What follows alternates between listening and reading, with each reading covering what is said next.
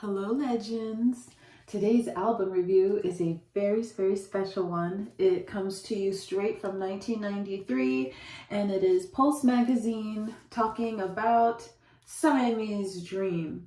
Now, I want to just say something really quick before I get into the awesomeness, is that I don't really think that Siamese Dream is an appropriate name anymore, because I have heard some people say that it is an offensive term.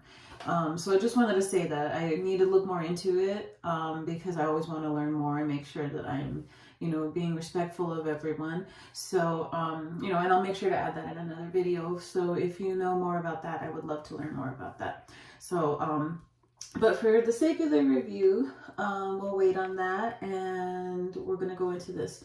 So this is really cool. So this is a Pulse magazine from 1993, as you can see there.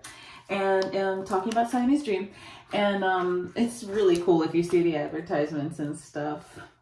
It has a cool story to it as well. And let me actually, you know what though, let me go through here because I want to show the really awesome pictures that is in there.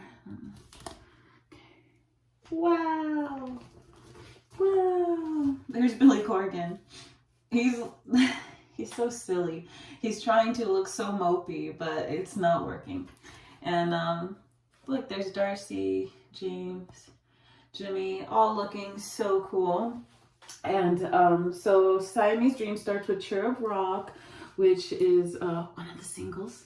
And then there's Quiet, Today, Hummer, Rocket, Disarm, Soma, Geek USA. Doesn't this look so cool? I don't know if you can see how it's kind of faded.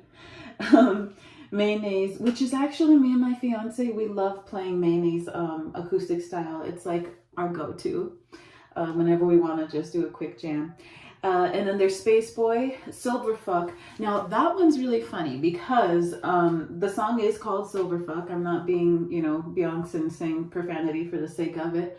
The song is called Silverfuck, but on some of the albums in the back, it has like where like you can't say certain things at certain places that it was sold. So it said Silver Crank. That doesn't say that anywhere here. It's just something that I knew because I had bought like two different versions of the album when it had come out.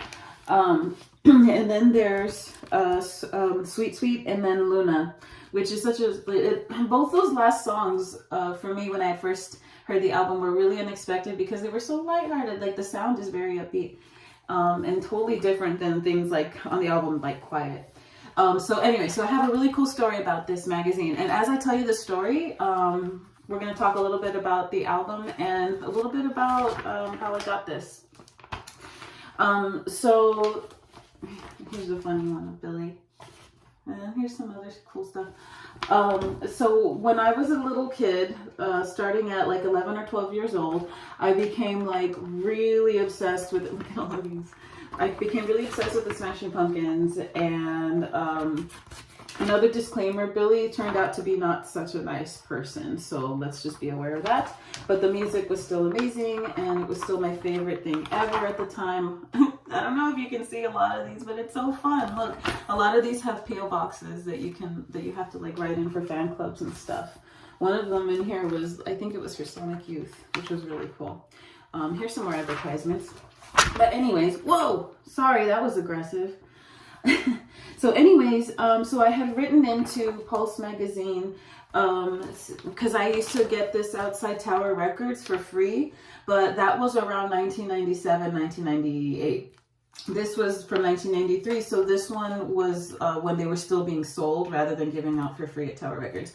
So anyway, so I had written to Pulse magazine and I had said what a big Pumpkins fan I was, and I was a little girl, so it's like, I'm sure that, the letter must have been the only letter from a child that they probably ever received. But anyways, so they were really, oh look, Radiohead.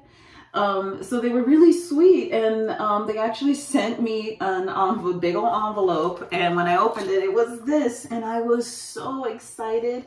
It was so nice of them to do. It was like, it just made my whole year, because I was getting bullied really bad around this time, and so for the magazine to do something like that for a little kid was just really cool of them, isn't it? I mean, I don't know, it's just really cool.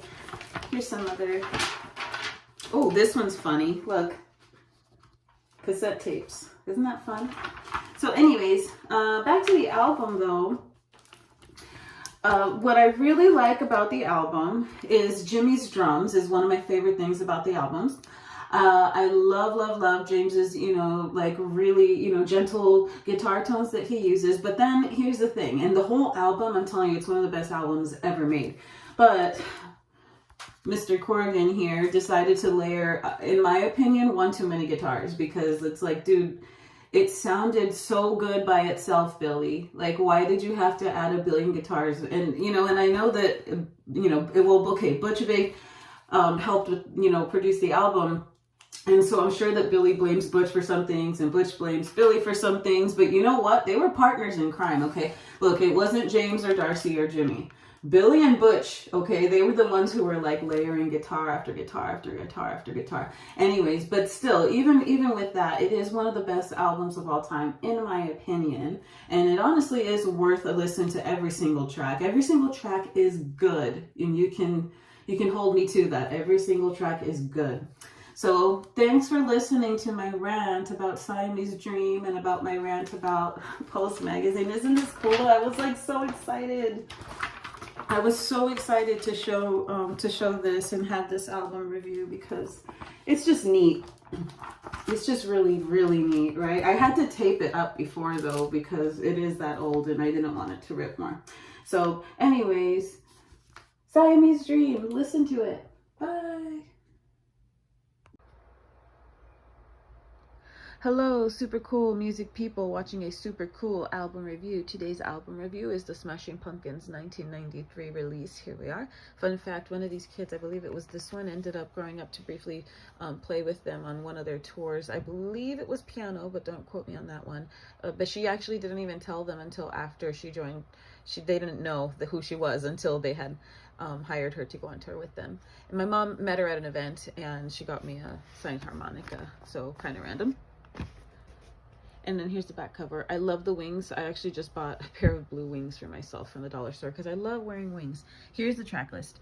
Cherub Rock, Quiet, Today. That's probably one of the ones that people like the most. Today is the greatest. That one. And then Hummer, Rocket, Disarm, Soma, Geek USA, Mayonnaise. This one's my favorite off of the album is Mayonnaise. My beautiful fiance and I love playing this one together. Ever since we met, we love jamming on Mayonnaise, acoustic style. Then there's Space Boy, Silver Fox, Sweet Sweet, and Luna. Fun fact about this one, there is an edited version on the back of the CDs or albums or tapes when this came out. There was two versions, one that said Silver Fox, and then the edited version on the outside, it said Silver Crank instead. So that's another fun fact. Here, let's look at the inside. How cool is this? You know, there's so many good songs on this album. My goodness, every single song is good. I love how they start with Cherub Rock. Jimmy's little drums rolling you into the start of the album, and then how it ends with Luna. Oh my goodness, it is a lullaby talking about how Billy's in love with you and you and you. That's literally what it's about, but it sounds so pretty.